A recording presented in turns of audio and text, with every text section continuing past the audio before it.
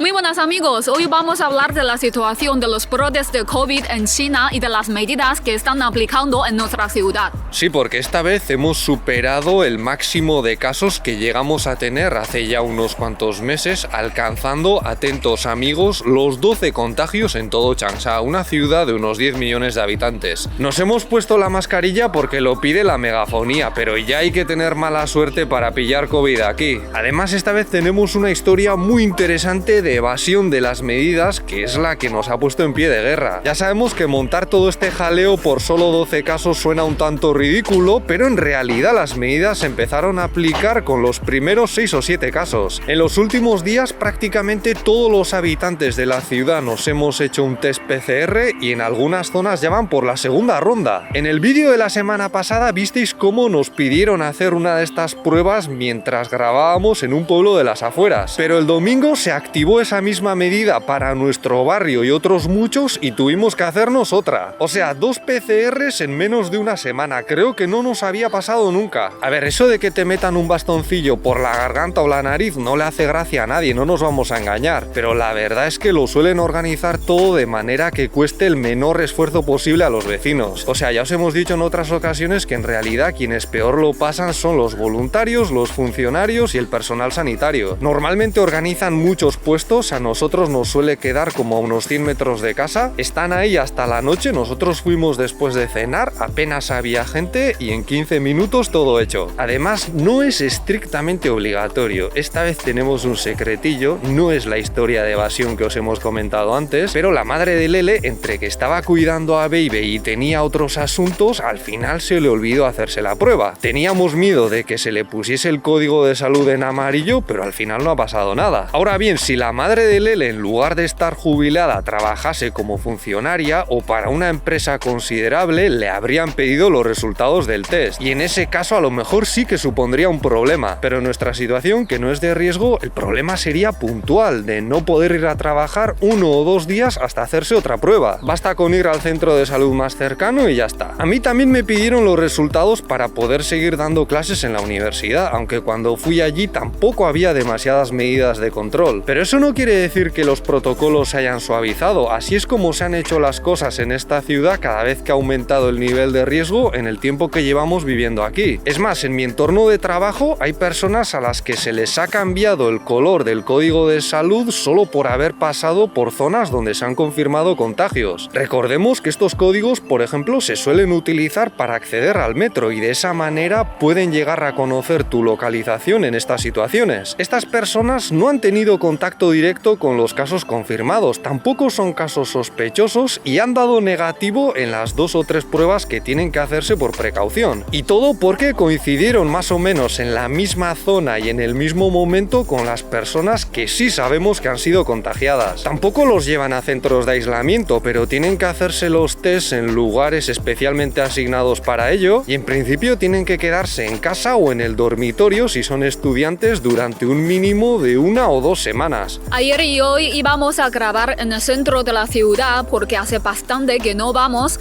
y queríamos enseñaros qué ambiente hay, pero al final no hemos ido porque es una zona de precaución. Al final no nos hemos querido arriesgar, pero no tanto por el miedo a contagiarnos. Yo creo que podrías hacer un tour chupando barandillas por todo el centro y no te pasaría nada, sino más bien por el temor a que el código de salud nos cambie de color y nos afecte, por ejemplo, al trabajo. Lele siempre da sus clases desde casa, pero yo lo hago de manera presencial y podría ser un jaleo. Además, ya os hemos contado en otras ocasiones que los extranjeros al funcionar con pasaporte lo tenemos todo siempre un poco más complicado. Ahora mismo está todo un poco revuelto, pero en cuanto sepamos por dónde se puede andar sin preocupaciones, iremos para que veáis qué ambiente se respira. Mirad, aquí hay un señor que está controlando el asunto con el brazalete rojo ese, ahora lo veréis, pero no es un policía.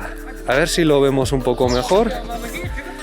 Es un guardia de seguridad. Lo digo porque a veces desde fuera, al hablar de China, hay cierta fijación por los uniformes. Normalmente esos guardias suelen ser señores mayores, casi jubilados, que necesitan unos años más de trabajo regulado para poder tener la pensión. El tío de Lele es uno de ellos. Trabajó muchos años sin contrato y ahora le toca hacer esto. Esta zona está cerca de nuestro barrio, por lo general suele estar tranquila, pero estos días hay todavía menos gente y eso que apenas han aplicado restricciones. En principio puedes pensar venir sin ningún problema, aunque te piden el código de salud si vienes en coche y también para entrar al parque. De todos modos, yo creo que mucha gente prefiere quedarse en casa por si las moscas y además el clima tampoco invita demasiado a salir. Es que aquí en los últimos meses casi nos hemos olvidado del COVID y si tenemos que bajar un poco el ritmo durante una semana, pues tampoco pasa nada. Entonces, ahora sí, vamos con esa historia de evasión de las medidas que ha generado buena parte de los casos de esta ciudad y que ha dado mucho que hablar. Algunos están bastante cabreados con el tema. Los primeros 2 casos vinieron de Shenzhen, ya lo mencionamos en el último vídeo, y lo hicieron todo muy bien, siguiendo las normas. Pero el tercer caso, también llegado de otra provincia, ha ignorado prácticamente todas las medidas. Sabemos que este señor tiene 54 años y se apellida Xia. Todo lo demás se mantiene en secreto para respetar su privacidad y quizás también para evitar que algún vecino de Changsha le pegue una colleja. Para empezar, el día 13, durante su primera visita a Changsha, porque luego hubo otra, este señor llegó sin presentar una PCR. Entonces ya era algo obligatorio, pero a veces aquí las medidas de control no son tan estrictas como os lo pintan desde fuera. Total, que estuvo 1 hora y pico dando vueltas por el centro y luego tomó un coche compartido a otra localidad que ahora está confinada. Estuvo allí 2 días y cuando volvió a Changsha se encontró con que su código de salud estaba en amarillo. Esto se está investigando, pero parece que antes de emprender su viaje tuvo un contacto estrecho con un caso confirmado en otra provincia. La cosa es que se pegó otras 3 horas sin mascarilla dando vueltas por la ciudad hasta que fue a preguntar por lo que le ocurría a su código. Entonces acudió a las autoridades, le dijeron que tenía que hacerse un test y acto seguido aprovechó para hacer todavía más turismo. A las 12 de la noche, cuando estaba descansando tranquilamente en su hotel, recibió el resultado positivo y menuda se lió. Ya os hemos dicho en otras ocasiones que esto siendo turista es de lo peor que te puede pasar, porque si te tienes que quedar confinado a ver dónde te meten.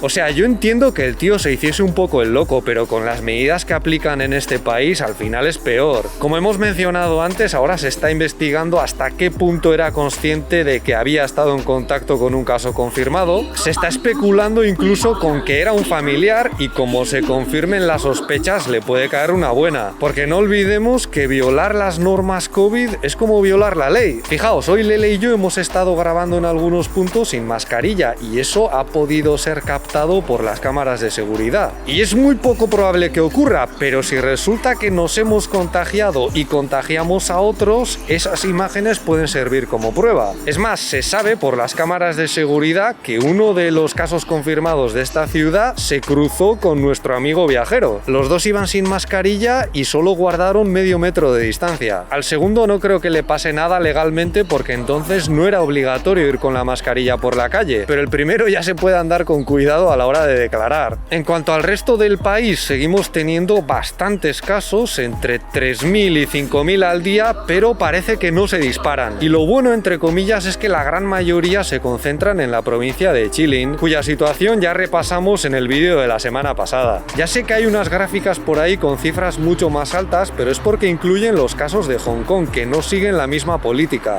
De hecho, parece que allí van a dejar de hacer más rondas de test porque ya no son tan eficaces. Allí ya han acumulado más de 1 millón de casos y es muy difícil seguir la pista al virus. Ahora en Hong Kong insisten sobre todo en la vacunación porque hay una parte de la población mayor que todavía no lo ha hecho. Pero la buena noticia es que se ha demostrado que 3 pinchazos de Pfizer o de Sinovac, que son las fórmulas que se están aplicando en ese territorio, protegen contra la nueva variante. Recordemos que en Hong Kong y también en China continental domina Omicron BA2 y mucha gente está sugiriendo que las medidas aplicadas aquí responden a la baja eficacia de las vacunas chinas, pero no parece corresponderse con la realidad. Sabemos que los nuevos brotes están causando sobre todo casos asintomáticos y leves, alrededor del 95% de ellos. Y esto es difícil de explicar si nos apoyamos solo en la supuesta levedad de la variante. Pese a todo, China continental se resiste a abandonar la política de 0 casos estricta. Y como os hemos comentado en otras ocasiones, esto seguramente tiene mucho que ver con la carga que supondría convivir con el virus para el sistema sanitario. Sobre todo porque, igual que en Hong Kong, sigue habiendo una parte de la población mayor que se resiste a la vacuna. Pese a lo que a veces os dan a entender en algunos medios, la vacunación en China no es estrictamente obligatoria. Por eso no sería de extrañar que en las ciudades o zonas con una población más envejecida sigan aplicando confinamientos duros. Otra cosa que se está rumoreando es que Shanghai podría ser la siguiente, aunque la mayoría de los casos que detectan son asintomáticos. Por ejemplo, hoy en Shanghai se han informado de 977 nuevos casos asintomáticos y solo 4 con síntomas. Y a lo mejor algunos pensaréis, pues con ese panorama ya no hay mucha justificación para mantener esos protocolos tan estrictos. Pues no, amigos, si echamos un vistazo a las redes sociales nos encontramos con que mucha gente pide más disciplina. Se lamenta, entre otras cosas, no haber aplicado las mismas medidas que en Shenzhen, de las que ya os hablamos en el vídeo de la semana pasada. Allí optaron por ir un poco más lento durante una semana, con un confinamiento suave, entre comillas, y parece que les está funcionando mejor que en Shanghai. Eso es todo por nuestra parte. Si este vídeo os ha parecido interesante, podéis darle un me gusta, suscribiros o ayudarnos con Patreon, donde tenéis más contenido como secretos y mis clases de mandarín. Muchas gracias por vuestra atención y hasta la próxima. ¡Hasta luego!